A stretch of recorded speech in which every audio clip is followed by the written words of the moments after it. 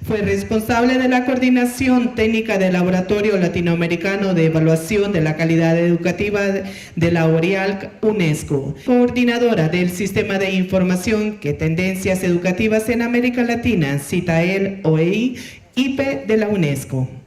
Con ustedes, la señora Lía Toranzo. Bueno, buenos días a todos los presentes. En principio quiero agradecer muy sinceramente la invitación, la convocatoria. Siempre es un gusto para mí, independientemente del lugar en donde me desempeño, poder tener la oportunidad de intercambiar con profesores, con docentes, con estudiantes, estar en el centro de las instituciones educativas, en este caso de nivel superior. Siempre es como muy enriquecedor, muy nutritivo, digamos, poder saber sobre qué es lo que están haciendo otros colegas en otros países, tan cercanos y tan lejanos, porque por suerte nos sentimos bastante más cerca. Y parte de esta cercanía tiene que ver con mi pertenencia institucional. Yo pertenezco a la OEI, como lo han mencionado, en mi caso a la OEI en la oficina de Buenos Aires, pero la OEI es un organismo, para quienes no lo conocen, un organismo intergubernamental de cooperación, cuya principal misión es estar cerca de quienes se ocupan de la educación, de la ciencia y de la cultura en los diferentes países. Nuestra misión tiene que ver con acompañar, con comprometer, con armar redes, con establecer vínculos, con hacer convenios, con hacer que estas comunicaciones sean fluidas y nutritivas.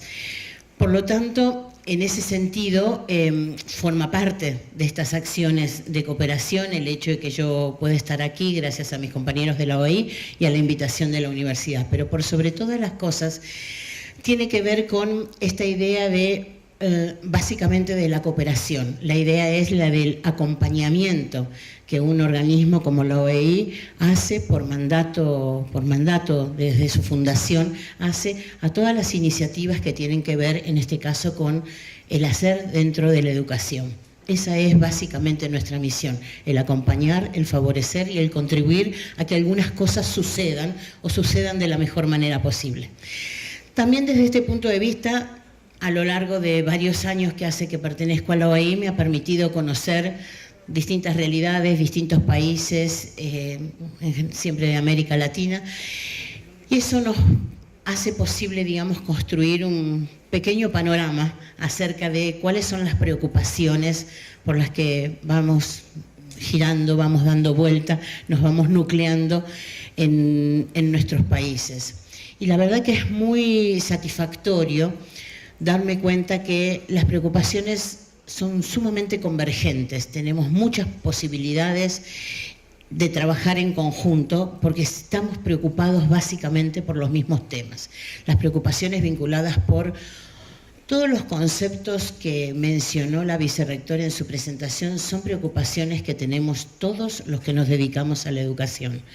Yo, como dijeron en mi hoja de vida, en realidad soy del área de educación, con lo cual de esto trabajo todo el tiempo, no soy de un área técnica, ni tecnológica, ni científica. Yo soy del ámbito de la educación y mis preocupaciones tienen que ver con el núcleo pedagógico, digamos, del accionar educativo.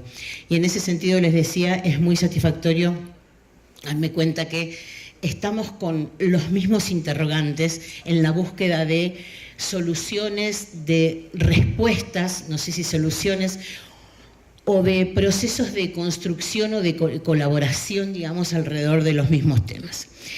En ese sentido, mi presentación de hoy intenta recorrer algunos elementos conceptuales que ya se han mencionado y que por eso me siento también como muy satisfecha en relación con saber que tienen eco en estas preocupaciones y que tienen que ver justamente con los temas de calidad, algunas menciones vinculadas con la innovación y con los temas de evaluación, básicamente porque la evaluación, entre otras cosas, también es una de mis áreas de desempeño. En ese sentido, mi primera observación es alrededor del tema de la calidad de la educación podemos encontrar casi tantas definiciones variadas como autores. Y aparece desde hace unos 20 y tantos años una preocupación recurrente y una presencia muy fuerte en el discurso pedagógico de todos, el tema de la calidad. Sin embargo, no podemos decir que haya acuerdo acerca de qué cosas son las que están incluidas en esta idea de la calidad. Y es más, aparece incluso el riesgo de cierto uso relativamente banalizado del término, digamos, con mucha frecuencia aparece, digamos, como explicando, planteándose en términos de objetivos, de metas, de propósitos, sin más mención que la idea, la calidad de la educación en la presunción de que todos estamos de acuerdo o estamos entendiendo lo mismo. Justamente, uno de los desafíos que se plantea es tratar de desarmar un poco esta idea de calidad y poder trasladarla, digamos, a objetivos y acciones de carácter positivo más concretos. En ese sentido, digamos, hay muchos estudios, digamos, que intentan descomponer de algún modo este concepto multidimensional y relativamente polisémico como es el de la calidad, y con frecuencia suele haber bastante acuerdo en que estas son al menos dimensiones relativamente ineludibles en la idea al intentar concebir las preocupaciones en relación con la calidad. Ya mencionaban en la presentación la vicerrectora la idea de pertinencia, la idea de relevancia. A esto yo le agregaría la idea de eficacia y la idea de eficiencia, digamos que también aparecen como dimensiones vinculadas con la calidad, y el tema de la equidad, al cual me voy a referir específicamente en un minuto. ¿Qué es lo que sucede básicamente con esta idea de la multidimensionalidad? Que es la primera idea que a mí me gustaría plantear. Básicamente que hay que pensar que estamos frente a un concepto que es de por sí sumamente complejo, pero estamos frente a una realidad, que es la realidad o nuestras preocupaciones de carácter educativo, que son muchísimo más complejas todavía que esta disquisición conceptual. Por lo tanto, es fácil pensar que ninguna dimensión es suficiente por sí sola. Por lo tanto, cualquier acción vinculada con la calidad va a tener que tener enfrente, va a tener que tener delante esta idea de la complejidad. Con mucha frecuencia vemos acciones que se identifican, digamos, solo con alguna de estas dimensiones. Y nos queda el interrogante acerca si efectivamente estamos hablando de acciones que contribuyan a la calidad o no. Entonces, la primera nota que a mí me interesa destacar es: ninguna dimensión, al menos de estas, es suficiente por sí sola. La otra nota que me resulta sumamente significativa tiene que ver con la idea de equidad. Y yo comparto el pensamiento de muchos autores que se plantean a la equidad como una condición indispensable de la calidad. Entonces, esto aparece, digamos, ubicando la dimensión de la equidad en otro plano. Aparece ubicando la dimensión de la equidad como un requisito absolutamente necesario vinculado con una dimensión bastante más compleja del quehacer educativo, que tiene que ver con cómo generar acciones positivas que disminuyan progresivamente las brechas que existen y que en muchos casos son muy profundas, sobre todo en nuestros países. Nosotros formamos parte de una de las sociedades más desiguales del mundo. Nuestro contexto, y me estoy refiriendo al contexto de América Latina, no me estoy refiriendo específicamente al contexto de este país, pero que forma parte, que comparte las mismas características que el resto de los países de América Latina. Estamos en el marco y en la zona del mundo, en el espacio geográfico más desigual. Con lo cual, nuestro trabajo tiene que tener siempre delante la idea que estamos trabajando sobre un terreno, un territorio absolutamente desigual. Por tanto, nuestras acciones de carácter positivo tienen que contribuir a que esas desigualdades por lo menos se vayan disminuyendo progresivamente. Difícilmente podamos pensar en que no existan solo por el accionar desde la perspectiva de la educación, pero por lo menos tenemos que generar condiciones de posibilidad para que esas brechas sean cada vez más pequeñas. Entonces, esta es como el otro elemento que me parece importante. La equidad no es una dimensión que esté en el mismo plano que las demás, sino que aparece como una condición indispensable para pensar en términos de calidad. Y esto, aunque no está escrito de esta manera, contraría un poco la idea de la calidad asociada a la excelencia. Digamos que también es un elemento que muchas veces aparece en el discurso pedagógico. El otro elemento, el tercer elemento que querría traer a consideración es que estas dimensiones son lo suficientemente complejas que pueden manifestar tensiones entre las mismas. Digo, la idea de la eficiencia, que tiene que ver con el mejor uso posible de los recursos, muchas veces puede entrar en competencia con la idea de generar acciones de mayor equidad o de mayor distribución de determinados recursos. Entonces, ojo, estamos además de frente a un panorama complejo, a un panorama que es de por sí controversial. Por lo tanto, las decisiones que se adopten en este marco son decisiones que tienen que tender a resolver de la mejor manera posible estas tensiones, pero sin lugar a duda no eliminarlas totalmente. Digamos, porque estamos trabajando en un marco, cuando pensamos en términos de la calidad, estamos trabajando en un marco que de por sí está atravesado por múltiples tensiones. Y en cuarto lugar, otro elemento que me gusta destacar es, justamente por esto que he estado planteando, calidad de la educación se plantea como un concepto que es relativo y que es dinámico. Es relativo en el sentido de que se entiende en el marco, en un determinado contexto, sobre la base de una determinada trama en términos de política educativa. Y es dinámico porque por suerte cambia, porque por suerte las acciones positivas van modificando ese contexto, van modificando esa realidad. Por lo tanto, las demandas, como se planteaba recién la vicerrectora, las demandas progresivamente se van incrementando, se van modificando. Y en ese sentido, la preocupación por la calidad nos hace ubicar el foco de la mirada en aspectos diferentes, porque hay algunos que ya se van considerando como logrados. Entonces, por un lado me interesa tener presente esta idea de la multidimensionalidad, esta idea de la posibilidad de ir definiendo de la manera más concreta posible qué significa pensar en estas dimensiones, y por sobre todo las cosas rescatar esta idea de estamos en un terreno que es absolutamente controversial en algunos casos y atravesado por tensiones, y nuestra acción tiene que ver con que tratar de o disminuir esas tensiones, o que por lo menos esas tensiones generen espacios de aprendizaje provechosos en relación con nuestras metas. Entonces, esta es como una primera idea, digamos, asociada al tema de la calidad. Mencionaba entre esas dimensiones esta cuestión vinculada con la equidad, este lugar específico, digamos, que ocupa la preocupación por la equidad. Y en ese sentido solamente hago una referencia que podría ser objeto de toda una conversación o de toda una jornada, que tiene que ver con la extensión, digamos, o la difusión, digamos, de la asunción del enfoque de derechos en el centro de la mirada sobre la calidad educativa.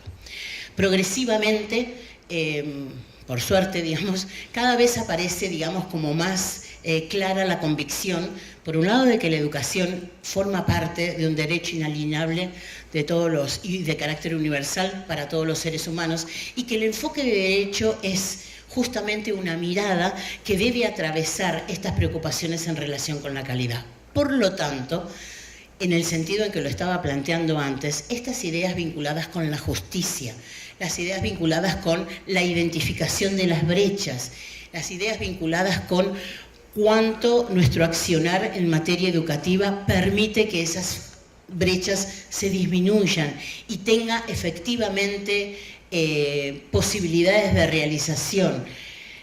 Un enfoque de derechos, una mirada de derechos como garantía, digamos, de la calidad de la educación universal para todos los ciudadanos, aparece más recientemente como eje de todas las preocupaciones.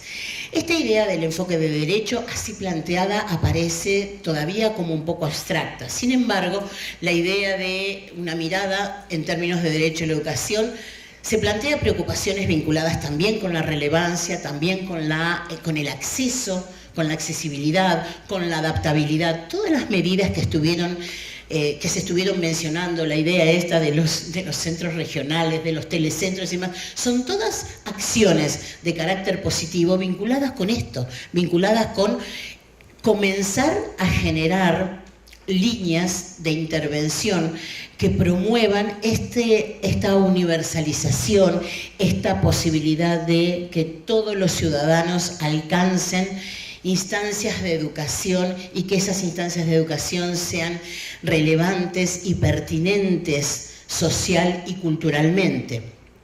En ese sentido, digamos, la mirada sobre la calidad de la educación tiende a complejizarse, si se quiere, pero por sobre todas las cosas ubica, como mencionábamos antes, la noción de equidad como una preocupación central. Y en ese sentido, la noción de equidad le permite a uno plantearse equidad de qué. Y básicamente lo que los autores responden a equidad de qué en materia de educación y sobre todo de educación superior es básicamente equidad de resultados. Básicamente la preocupación es que todos nuestros estudiantes, por caminos diferentes, a partir de estrategias diferentes, a partir de configuraciones institucionales, si se quiere, diferentes, logren los mismos resultados, logren resultados equivalentes. Y cuando nos planteamos esta preocupación en el ámbito de la educación superior, los resultados diferentes tienen que ver, entre otras cosas, con la formación de profesionales plenos ciudadanos que se puedan desempeñar adecuadamente en el marco de nuestras sociedades, que puedan intervenir activamente en la construcción de sociedades democráticas como las que aspiramos, como las que queremos fortalecer. Entonces, en este sentido, la idea de equidad en los resultados es una idea que nos debe movilizar permanentemente en relación con la innovación, sobre todo la innovación de carácter pedagógico, la mirada acerca de los programas, de los diseños curriculares, de los perfiles de egresado, de la formación de los docentes, etcétera, etcétera. Dos notas adicionales que simplemente las menciono. Esta mirada en relación, este enfoque de derechos trae a consideración un elemento que me parece muy significativo, que es que los derechos son exigibles. La existencia de un derecho supone la posibilidad por parte de los ciudadanos de exigibilidad, lo cual, digamos, nos plantea también un concepto y una idea, a mi criterio, bien interesante en términos de el lugar en el que se ubica la educación superior en este entramado, digamos. Y el segundo elemento, y que me parece sumamente interesante por este rol específico que tiene y particular, digamos, que tiene en el contexto hondureño la universidad esta, es que frente a la idea de exigibilidad que trae a colación el derecho, la segunda nota es el Estado se constituye como garante de ese derecho. Y esta función tan particular que tiene esta universidad como espacio rector y organizador en el ámbito de la educación superior, también compromete su accionar en este sentido. Es el Estado el que está operando en relación con configurar de la mejor manera posible este espacio de educación superior y convocando a las otras instituciones, fortaleciendo o acompañando. Entonces esta idea, tanto la idea de las garantías como la idea de la exigibilidad son ideas que vienen a colación de esta mención vinculada con el enfoque de derecho. En este sentido, digamos, la propuesta, digamos, o el accionar parece indicar que es necesario discutir estas ideas vinculadas con la calidad de la educación en términos más concretos, justamente para que no queden exclusivamente en el espacio del discurso, digamos. Y el otro elemento que nos hace falta es construir o seleccionar señales que indiquen el avance en este sentido. Necesitamos tener pistas más o menos claras acerca de que si esto que nos estamos proponiendo efectivamente se va concretando. Algunas de las menciones que se hicieron en términos de todas las iniciativas en materia de innovación que ha desarrollado la universidad parecen ser señales muy claras de determinada direccionalidad en relación con las acciones. Y el tercer elemento que me interesa traer a colación es el centrar o el recentrar en algunos casos la preocupación en el núcleo pedagógico del quehacer. Digamos, estamos preocupados, o mejor dicho, todas nuestras preocupaciones debieran estar orientadas a fortalecer ese núcleo central que tiene que ver con la preocupación pedagógica, que es lo que sucede en términos de los procesos de producción de conocimiento, que son efectivamente la mayor fortaleza que tienen nuestras instituciones, ese espacio. En este sentido, tanto para la idea de discutir en términos más concretos como de construir o seleccionar señales, la información aparece como un requisito importante para la toma de decisiones. Esto es algo que yo planteo aquí como en términos generales, porque me interesa retomarlo más adelante a propósito de algunos dispositivos. Entonces, por un lado, esta idea de la calidad como este concepto tan polisémico, multidimensional, requiere, digamos, comenzar a generar definiciones más concretas. Para esto necesitamos información y para esto tenemos que poder identificar objetivos y metas claras. Lamentablemente, en el espacio educativo, nosotros, en general, en el ámbito de América Latina, estamos muy acostumbrados a establecer objetivos y metas absolutamente generales y grandilocuentes, que a la hora de mirar el avance, el progreso en relación con esos objetivos nos resultan un poco difíciles. Ahí en estos objetivos siempre nos estamos planteando grandes generalidades. Por eso insisto en la necesidad de comenzar a traducir cada uno de estos elementos en cuestiones más concretas, en nuestra universidad, en nuestro contexto, en nuestro espacio. ¿Qué significa tal o cual objetivo? ¿Qué significa estar aportando en términos de calidad? ¿Qué significa que los conocimientos sean socialmente y culturalmente relevantes? Estas cuestiones necesitan tener definiciones progresivamente más claras. Hay un tercer elemento, digamos, si tenemos el de calidad y equidad, hay un tercer elemento que me interesa, un tercer concepto que me interesa traer a colación y que tiene que ver con la integralidad. La integralidad como término así general, podemos pensarla en muy diferentes ámbitos. Un elemento que me resulta bien importante, sobre todo trabajando en el espacio de la educación superior, es plantearnos la integralidad en términos de la formación en general. La aspiración a que la formación de nuestros profesionales aparezca la preocupación de que esa formación sea de carácter integral.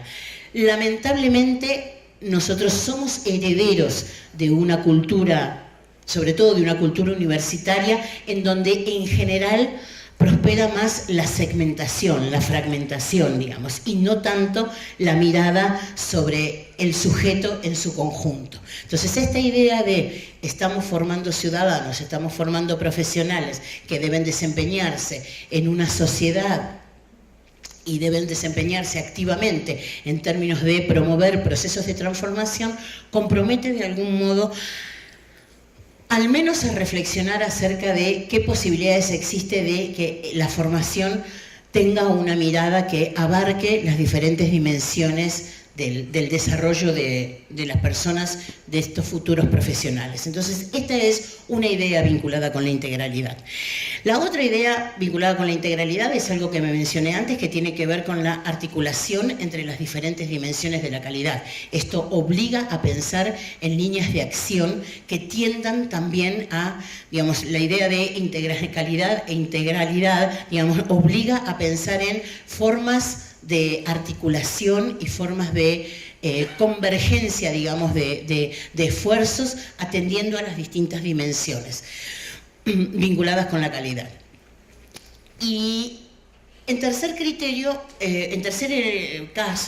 lugar, la integralidad también aparece como un criterio muy potente para valorar la acción pedagógica. Esta idea de una acción pedagógica que tenga objetivos y metas claras requiere posiblemente de la articulación de muchas áreas de intervención, de muchas dimensiones. Por lo tanto, es muy factible que uno pueda pensar que la integralidad tiene que ver con el reconocimiento de estas múltiples formas de abordaje del problema estrictamente pedagógico, y que esto suponga... Perdón, que no sé qué es esto. Bueno, es algo que no nos importó. Una nota de color que nos aportaba la tecnología.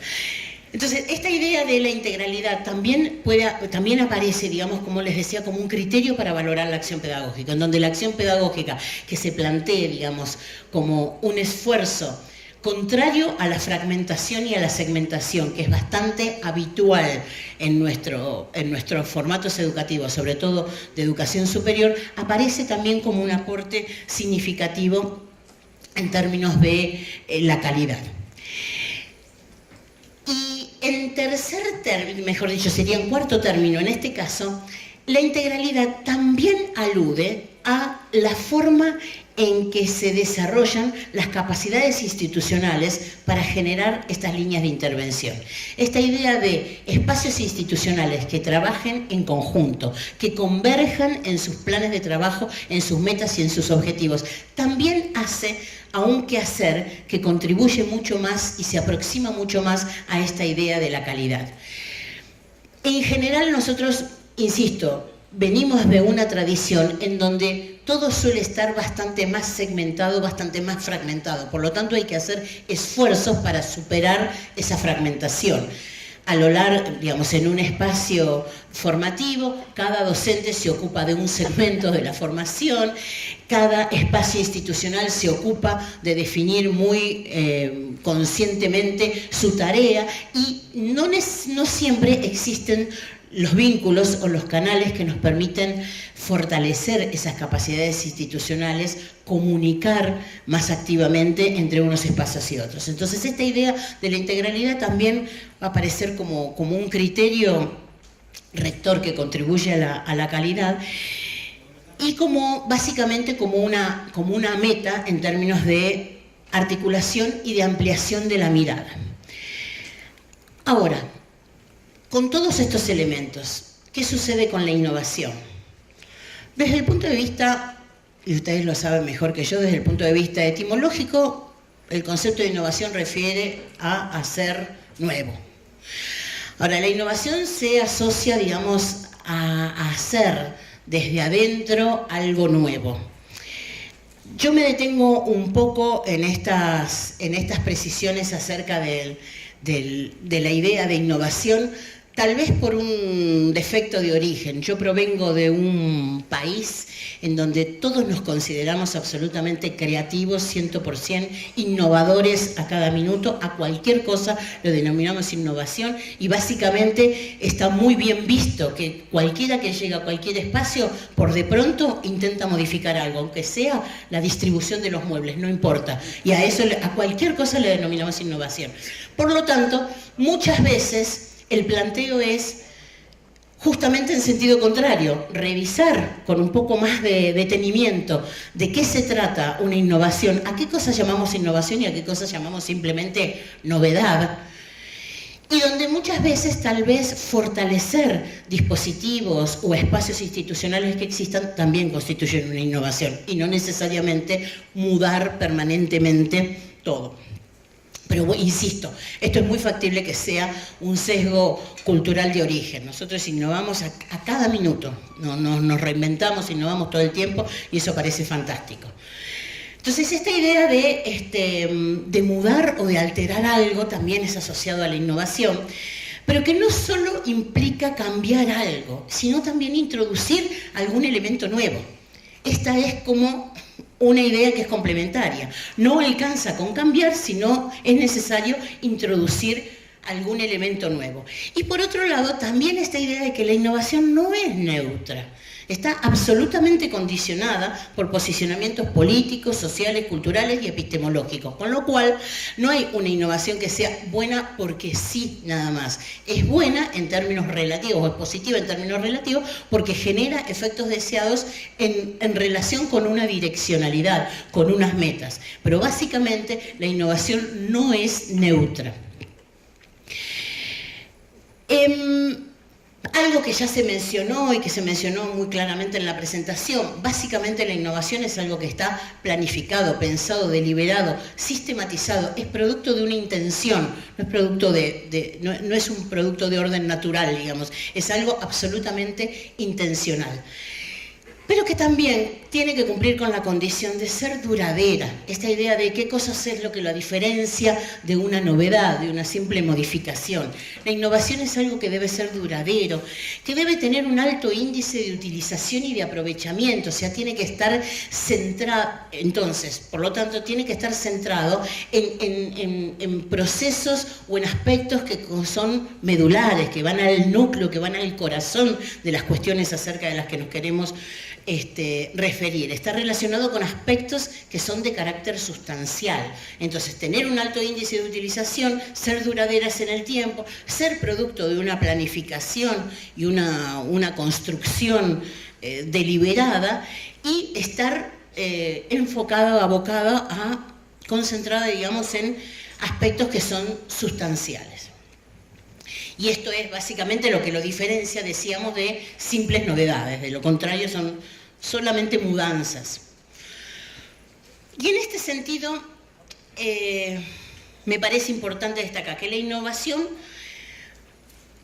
significa básicamente la puesta en práctica de un cambio que consiste sobre todo en modificar prácticas vigentes y sustituirlas por otras prácticas que son revisadas, por prácticas mejoradas, por prácticas revisadas. Pero que todo esto debe estar orientado a lograr ciertos resultados en los alumnos por parte de las instituciones y en los docentes. Entonces, de vuelta, el foco de lo pedagógico tiene que estar en el centro. La innovación en nuestro ámbito tiene que ver con modificar esas prácticas, sustituirlas por prácticas revisadas con criterio y que están orientadas al logro de mejores resultados, básicamente por parte de los alumnos. Y como correlato, mejores resultados en el accionar de las instituciones y de los docentes. Pero básicamente la innovación es la puesta en práctica de un cambio, no es la enunciación de un cambio, sino básicamente es la puesta en práctica de un modo de accionar diferente. ¿Y cuáles son algunas de las condiciones que deben cumplirse, que debe darse, digamos, para que tenga lugar la innovación? Algunas también ya fueron mencionadas.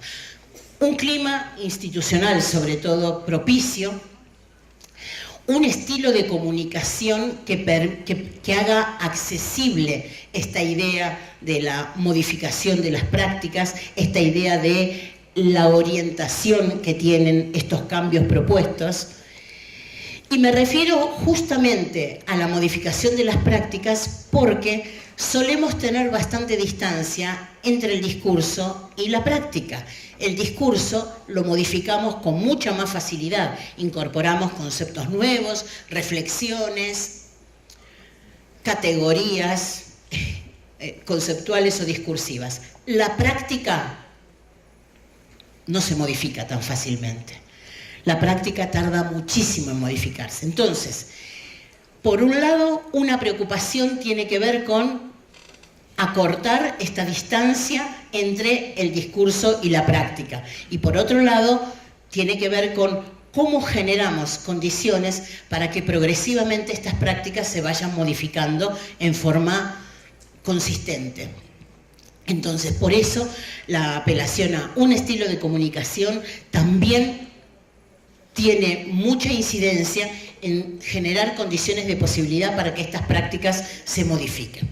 flujo de información entre todos los interesados, esta idea de que quede claro de qué nos estamos ocupando, con qué propósito estamos generando con qué intencionalidad aparece esta idea de la modificación de las prácticas. La cuestión de dar visibilidad a la innovación, esto que estamos haciendo hoy, esto es absolutamente importantísimo. Y esta idea del crecimiento progresivo que se fue dando de presentaciones, de docentes que presentan, que tiene que ver justamente con esta cuestión. La innovación, entre otras cosas, es posible en la medida en que adquiere visibilidad. Adquiere visibilidad como resultado, adquiere visibilidad como producto de un trabajo, adquiere visibilidad como ese proceso que está teniendo lugar. Nosotros, lamentablemente, en el sistema educativo, por diferentes motivos, tenemos muy poca práctica de registro. Hacemos muchas más cosas que las que registramos sistemáticamente. Y esto tiene que ver con una práctica que debemos modificar, porque justamente el dar visibilidad a la innovación tiene que ver con sistematizar cierta práctica de registro acerca de lo que se hace. Y por lo tanto, esto implica poder comunicarlo, poder discutirlo, poder transmitirlo, poder mejorarlo y que en la próxima jornada podamos haber revisado los resultados de nuestra práctica y aparezcan, digamos, como resultados novedosos. Entonces, esta idea de dar visibilidad aparece como muy importante. Nosotros formamos parte de una cultura en la que consideramos que el docente en el aula cierra la puerta del aula y lo que sucede ahí forma parte de un misterio. Justamente, algo de la innovación tiene que ver con tratar de abrir un poco más esa puerta y decir, no, yo les cuento qué es lo que estoy haciendo, comparto con otros esto que estoy haciendo y seguramente de ese diálogo aparece enriquecido. Entonces, y en ese sentido, lo que viene a continuación, el realizar procesos de retroalimentación, este es un espacio de este será una retroalimentación colectiva entre colegas, promover la mayor accesibilidad posible de la información y construir confianza entre los implicados. También nosotros formamos parte de una cultura en la que por las dudas no contamos qué es lo que estamos haciendo, no sea cosa que me sancionen, me critiquen o eventualmente me copien. Cualquiera de las tres cosas nos resulta como amenazante. Justamente la idea de modificar las prácticas en este sentido tiene que ver con ir dejando caer alguna de estas barreras, generar un espacio de confianza en el cual se están modificando las prácticas y por lo tanto estamos en un proceso de trabajo y vale la pena ese proceso de trabajo compartirlo con los colegas, de modo de poder enriquecer esas mismas reflexiones. Y básicamente lo que les decía, la innovación no es solo hacer cosas distintas, sino básicamente que sean mejores. Y ahí tenemos que tener claro cuáles son nuestras metas. Dos criterios que me parece que sintetizan bastante para buscar evidencias acerca del cambio, de los efectos de la innovación. Algunos autores denominan penetración y efectividad. La idea de penetración tiene que ver con si el cambio efectivamente modificó las formas de enseñanza, de aprendizaje, si se incorporan más estudiantes a los espacios de investigación, a las acciones de extensión. O sea, la idea es cuánto logró esa práctica permear diferentes aspectos sustantivos del quehacer. Y la efectividad es básicamente asociado a las modificaciones de carácter estructural, si realmente esto que se está proponiendo, al menos en el mediano plazo, comienza a generar algún tipo de impacto real en la mejora de los aprendizajes, que básicamente es nuestra preocupación. Entonces, la idea de pensar, bueno, ¿y cómo hacemos para considerar que una innovación realmente vale la pena? Entre otras cosas, la tenemos que mirar en el mediano plazo y poder identificar, al menos estos son dos criterios que nos sirven para decir algo en ese sentido: penetración y efectividad. Ahora, ¿qué sucede con la evaluación? ¿Qué tiene que ver con todo esto la evaluación?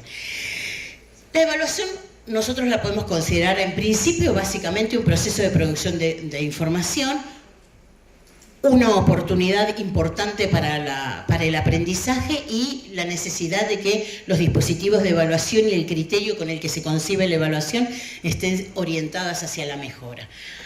Ahora, ¿qué es lo que sucede? Los criterios de calidad, de integralidad, la preocupación por la equidad, les decía, tienen un reflejo muy claro en las prácticas evaluativas. Y aquí es donde aparece la primera distancia importante entre el discurso y la práctica.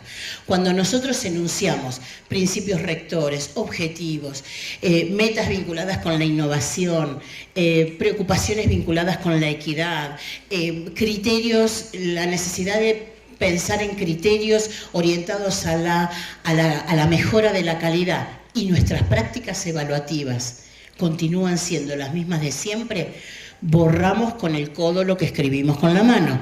Entonces, las prácticas evaluativas son el mensaje más fuerte que nosotros solemos emitir, nosotros como docentes, nosotros como institución, a nuestros estudiantes, que es decir, mira, todo esto que te planteamos está fenómeno, pero el parcial tiene 5 preguntas, cada una vale 2,5, se marca con una crucecita y se terminaron las discusiones.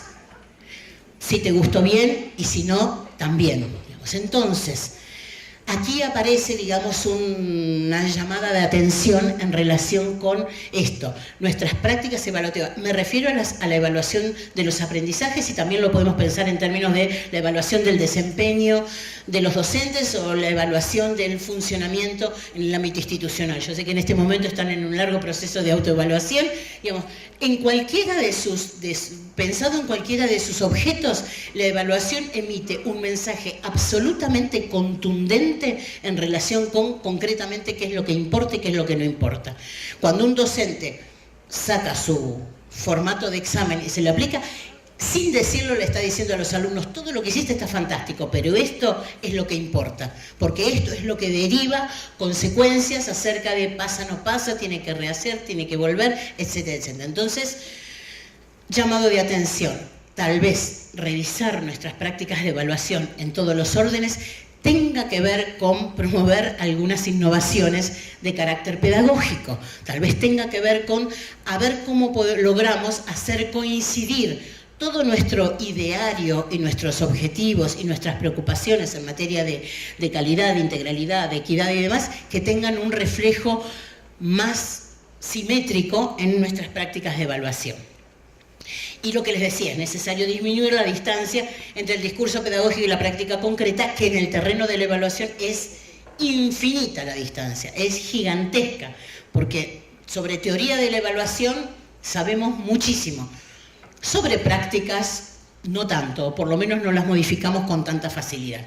Entonces, en ese sentido, la idea de contar con información, de pensar en dispositivos de evaluación, de tener en la mira que lo que hacemos nos interesa en términos de impacto real en la mejora de los aprendizajes, forman parte de nuestras preocupaciones.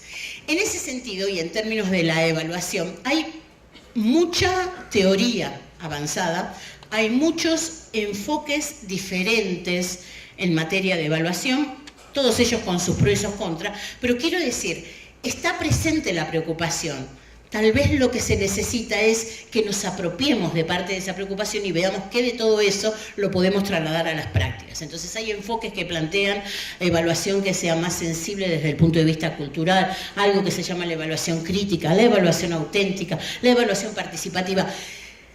No lo menciono simplemente como para poner de manifiesto que hay todo un conjunto de preocupaciones que tiene que ver con revisar las prácticas en materia de evaluación y que tal vez valga la pena hacer ese esfuerzo.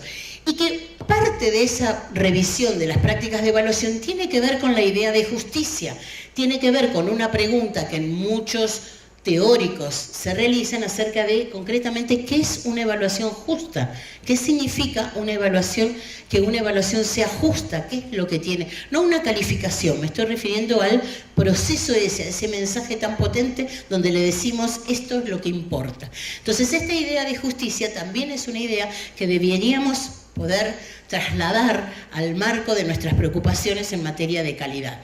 Entonces, la cuestión de pensar en estrategias de evaluación o dispositivos de evaluación que incluyan estrategias más variadas, que sean más flexibles, que sean más abarcativas, digamos, tal vez vayan contribuyendo a generar o a alimentar, digamos, esta idea de justicia. Entonces, como les decía, la evaluación educativa es un área donde innovar. Pero además, a mí la otra cosa que me interesa pensar es en lo primero que mencioné en relación con la evaluación. La evaluación básicamente es un proceso de construcción de información. Por lo tanto, las preocupaciones acerca de los logros de los objetivos, del efecto de las innovaciones, de cuánto han penetrado, qué tipo de resultados han generado, también son objeto de evaluación. Digamos, esa información se genera muchas veces a través de procesos de evaluación. Entonces digo, de repente revisar los dispositivos de evaluación tiene que ver con mejorar los procesos de producción de información sobre el quehacer pedagógico al interior de la universidad en este caso, y que nos sirve para iluminar cuánto hemos logrado avanzar en forma más concreta en algunos logros en términos de la calidad. Esto que mencionábamos antes, conceptos tan abstractos como el de calidad y equidad, necesitamos traducirlos en elementos concretos y necesitamos identificar señales que nos digan si vamos bien, si vamos en buena dirección o no.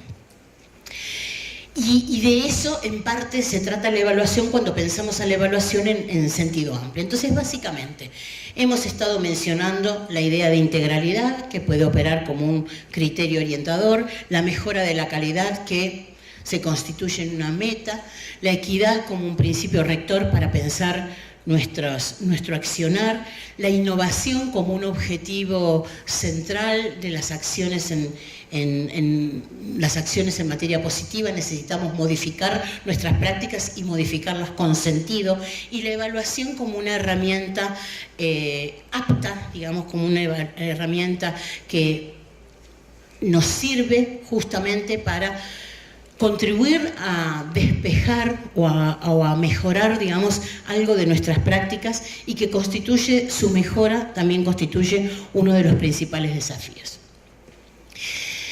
En síntesis, me parece que es una idea bien potente la de pensar la calidad de la educación como una tendencia, no como un logro, digamos, es algo que se nos presenta como en movimiento y que por lo tanto, por suerte, nunca está acabada, sino que siempre podemos pensar en términos de mejora en alguna de las dimensiones que hemos mencionado, y que esta mejora se mira, digamos, básicamente respecto de sí misma. Y esto lo menciono sobre todo, de alguna manera, contrariando toda la tendencia de acciones que existen, o de acciones o de iniciativas que existen, a veces de carácter comparativo, competitivo, digamos, en donde muchas veces compararnos con otros espacios, con otros países, puede ser muy provechoso en la medida en que podamos volver a mirar esta idea de la mejora de la calidad como una tendencia,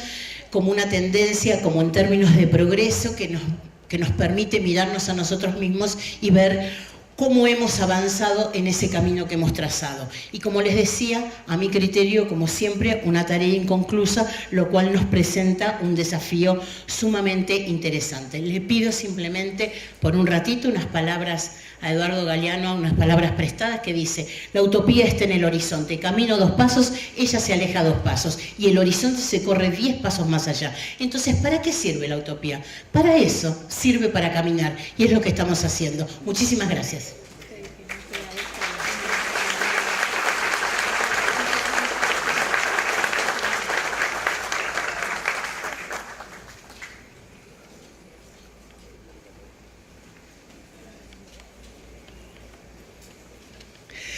De esta forma concluimos la primera parte de esta jornada, invitándolos a degustar un aromático café cortesía de la cooperativa cafetalera Capucas,